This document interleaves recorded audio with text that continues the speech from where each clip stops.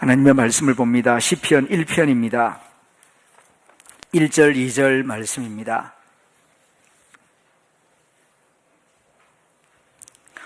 시편 1편 1절, 2절 같이 읽겠습니다.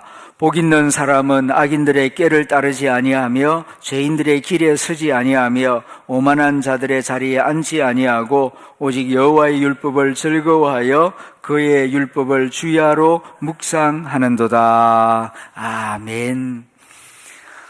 복 있는 사람은 시편은 이렇게 시작하고 있죠. 여기에 우리에게 주시는 중요한 교훈이 있습니다. 복 있는 환경은 그렇게 말씀하지 않고 복 있는 사람은 이렇게 살아간다. 우리는 복 있는 환경에 관심이 많습니다. 그래서 가난한 동네보다는 잘 사는 동네를 선호하고 작은 집보다는 큰 집에서도 정원이 있는 집, 그렇게 좋은 환경으로 가게 되면은 더 행복할 것이다, 그렇게 생각을 해서 좋은 환경을 위하여 기도하고 노력할 때가 많습니다. 자녀들을 좋은 학교에 보내려고 하는 이유도 여기에 있죠. 내 아이가 정말 좋은 학생이 되는 것보다는 좋은 학교에 가면은 내 아이도 좋아질 것이고 미래도 좋아질 것이다, 이런 믿음을 가지고 있습니다. 그러나 성경은 그렇게 가르치지 않습니다. 복 있는 환경은 이와 같다. 복 있는 환경에 대해서 말씀하는 게 아니고 복 있는 사람은 이와 같다. 복 있는 사람이 되려고 노력해라. 복 있는 사람이 되고자 사모하고 기도하는 마음을 가지라, 우리에게 가르치고 있습니다. 금년 한 해 동안 성품이라고 하는 단어를 수도 없이 많이 들어왔습니다. 어떤 분들은 이제 성품 이야기 그만했으면 좋겠습니다, 그렇게 하는 분이 있습니다. 그렇지 않습니다. 사실 우리는 많은 말을 들었지만은 아직까지 변화는 일어나지 않고 있는 것 같습니다. 귀에만 맴돌고 있지 아직까지 우리 가슴으로는 내려오지를 못하고 있어요. 더 많이 반복할 필요가 있습니다. 기억하십시오. 성품이 변화하지 않으면 천국에 들어가서도 그 사람은 불행합니다. 천국 같은 환경에 들어간다고 저절로 행복해지는 건 아닙니다. 내 성품이 변화할 때에 범사에 감사할 수 있고 행복할 수 있고, 그런 사람에게 천국 같은 환경이 주어질 때에 정말 행복할 수가 있을 것입니다. 환경의 변화 못지않게 더 중요한 것이 내 성품의 변화이다. 옛날에 비하여서 먹고 사는 것은 얼마나 더 좋아졌습니까? 그러나 옛날만큼 행복합니까? 지구상에 220개 국가가 있다고 합니다. 우리나라가 그 가운데에서 10번째로, 또 어떤 경우에는 12번째로, 10번째에서 12번째 사이를 왔다 갔다 하는 것 같아요. 그 정도로 잘 사는 나라입니다. 그러니까 100명으로 바꿔본다면은 그 중에서 5등 안에 들어가요. 굉장하지 않습니까? 여러분, 학교 다닐 때에 교실에 100명 친구들이 있는데 그 중에 5등 안에 들어가는 성적이면은 정말 우수한 학생입니다. 우리나라가 그렇게 우수한 나라예요. 그런데 그만큼 행복하냐? 행복하지를 못합니다. 정말 행복지수가 바닥을 치고 있고 청소년들의 자살률이 제일 높습니다. 왜 그렇습니까? 환경은 급속도로 변화했는데 우리의 성품이 따라잡지를 못하고 있기 때문에 그런 것이 아닌가. 그래서 금년에는 하나님의 나라는 그리스도의 성품입니다. 그리스도의 성품으로 변화할 때에 하나님 나라의 기쁨을 맛볼 수가 있을 것입니다. 그런 뜻에서 성품에 초점을 맞추어서 우리가 말씀을 들어왔는데, 지난 주일 총정리하는 시간을 가졌습니다. 그런데 한 번만 해서는 안 될 것 같아요. 그래서 다시 한번 반복하는 시간을 빠르게 가지도록 하겠습니다. 1월 달에는 겸손에 대해서 배웠습니다. 겸손이란 무엇입니까? 같이 읽어봅니다. 시작. 자신이 하나님이 지으신 하나의 피조물임을 알고 남을 존중하고 공손한 태도로 제 몸을 낮추어 종의 모습으로 섬기려는 태도. 이것을 겸손이라고 합니다. 첫째는 내가 피조물임을 알아야 되겠습니다. 그래야 겸손할 수 있습니다. 그리고 남을 존중하는 태도, 공손한 태도, 종의 모습으로 섬기려는 태도가 겸손이다. 예수님은 겸손하신 분이십니다. 구원이란 무엇인가? 겸손을 회복하는 것이 구원입니다. 타락이란 무엇인가? 겸손을 잃어버리는 거예요. 교만에 빠지는 것이 타락입니다. 구원이란 겸손을 회복하는 것입니다.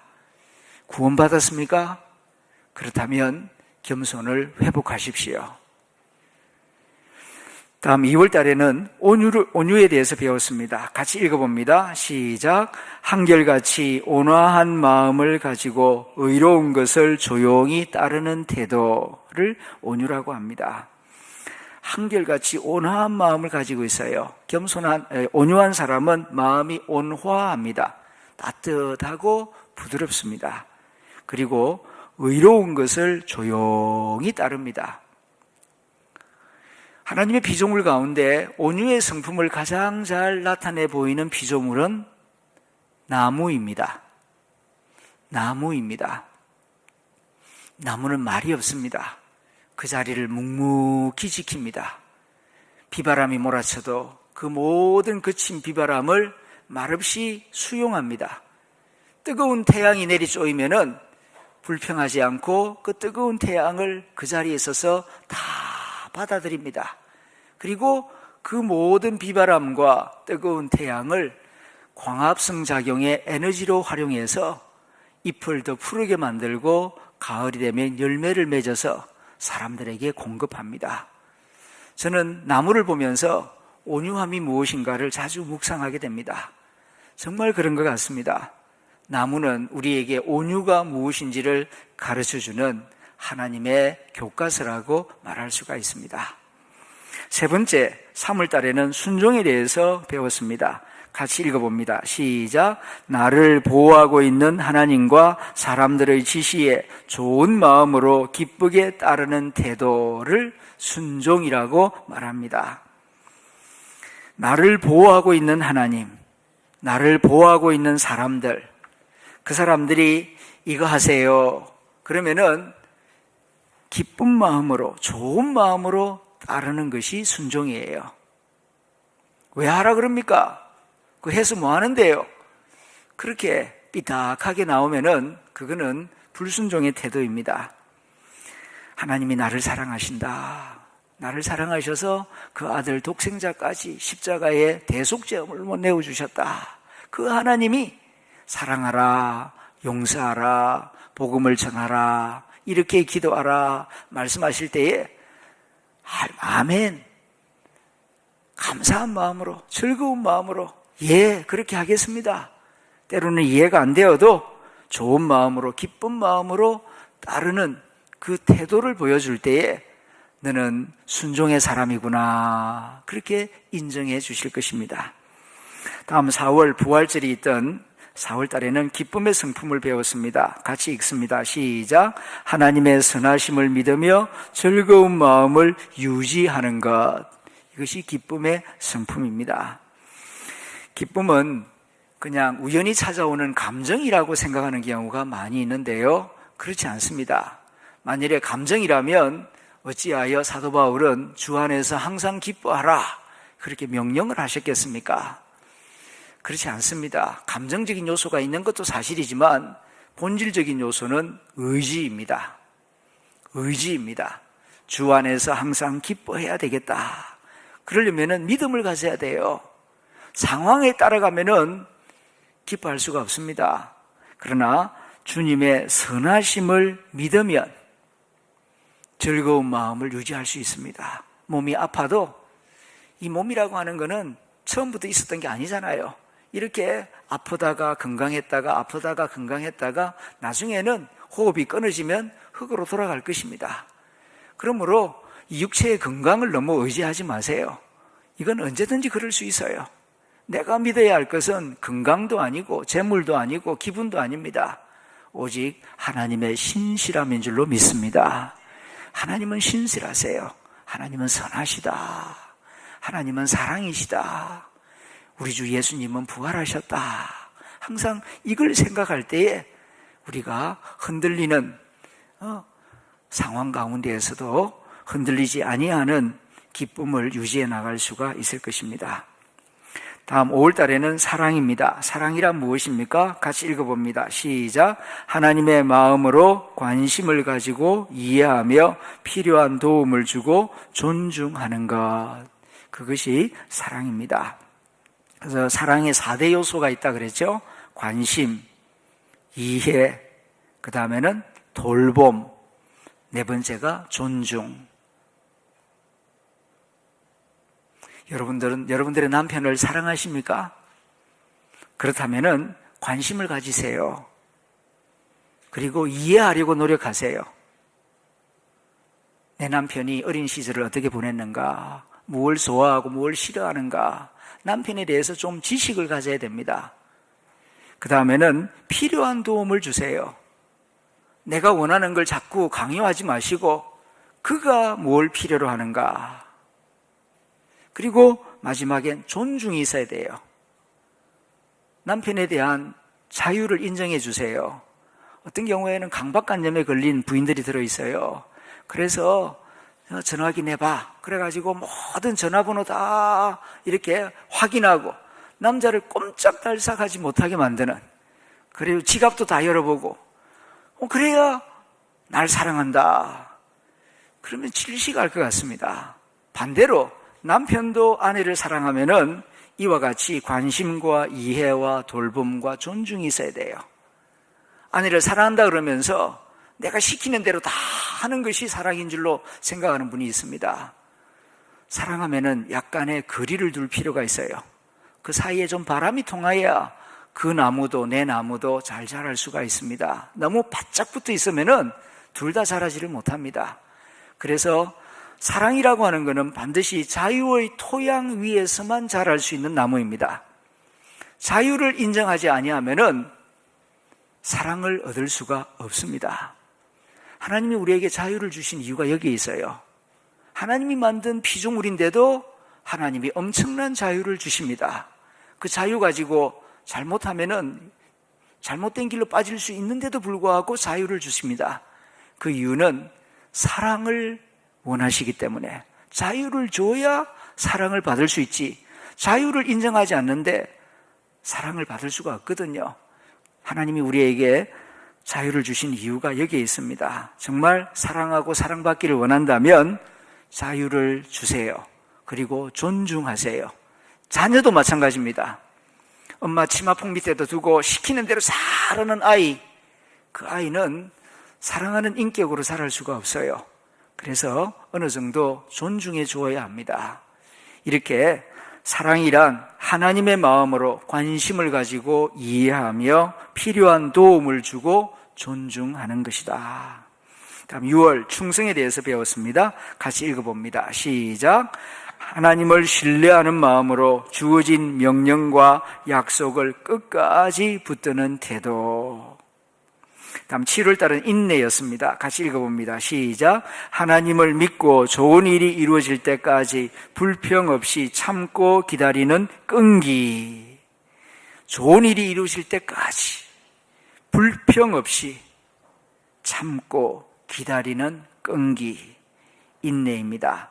다음 8월 달에는 화평입니다. 같이 읽어볼까요? 시작. 폭풍우 속에서도 평온하고 주위 사람들을 화목하게 만드는 성품.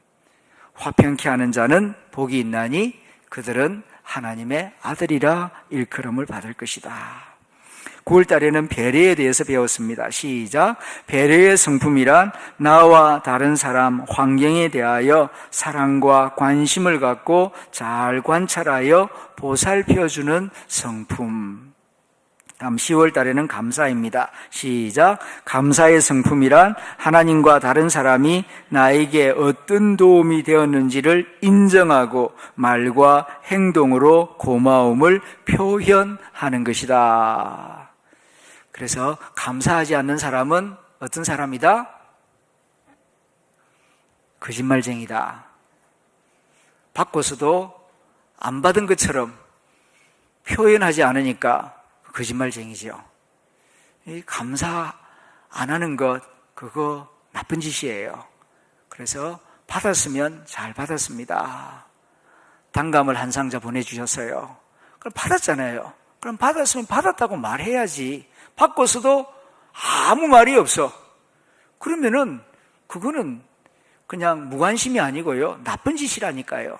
왜 받고서도 말이 없습니까? 안 받은 것처럼 행동을 합니까? 거짓말이죠.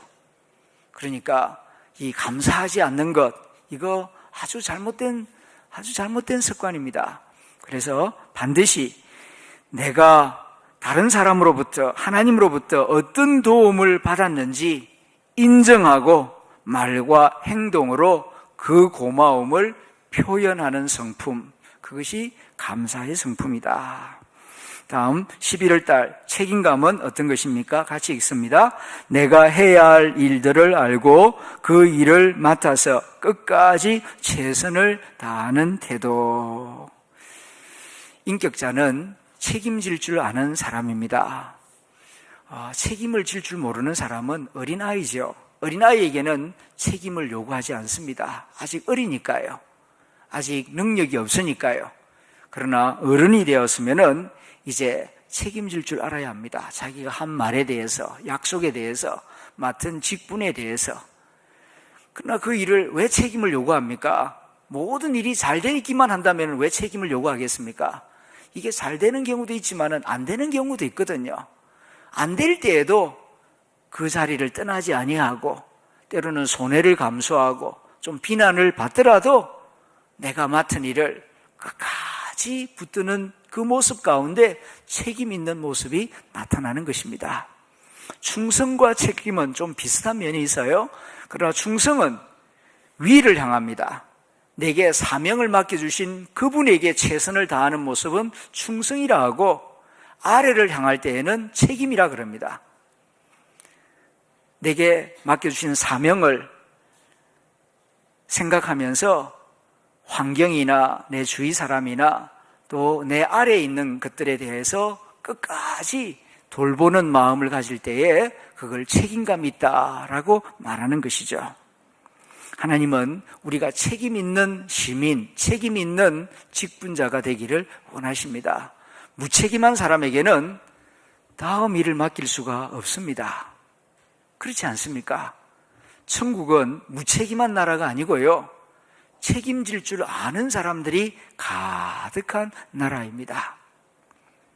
다음 12월 나눔에 대해서 이제 공부할 것인데요, 같이 읽어봅니다. 시작. 다른 사람의 행복과 하나님 나라의 구현을 위하여 자발적으로 자신의 물적, 인적, 생명적 요소를 이전하는 행위, 이것을 나눔이라고 합니다.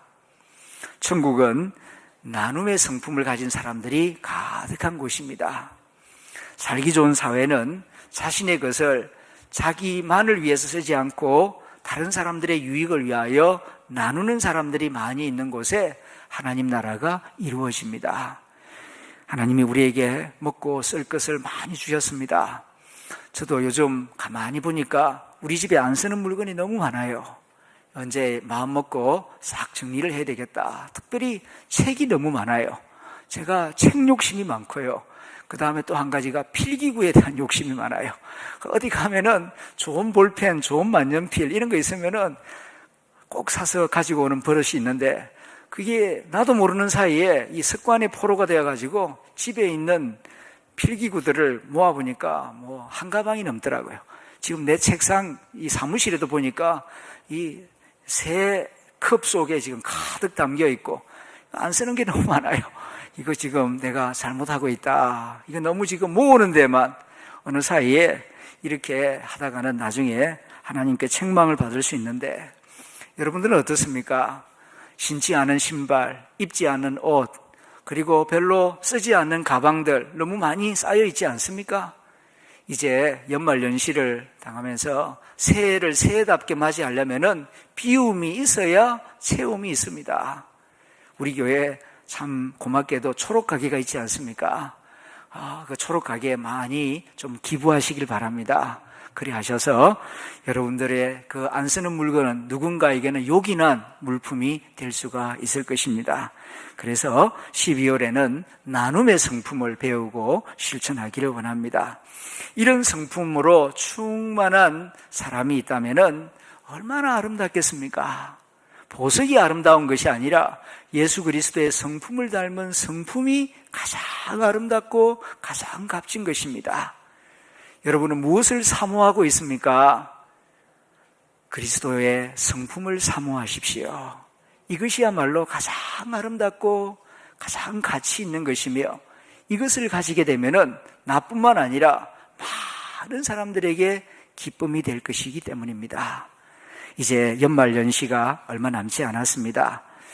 하나님의 나라는 그리스도의 성품입니다. 입으로만 반복하는 것이 아니라 마음으로, 내 영혼으로 반복하여 여러분의 인격 가운데 울림과 진동이 있는 연말연시가 될 수 있기를 바랍니다. 기도하겠습니다.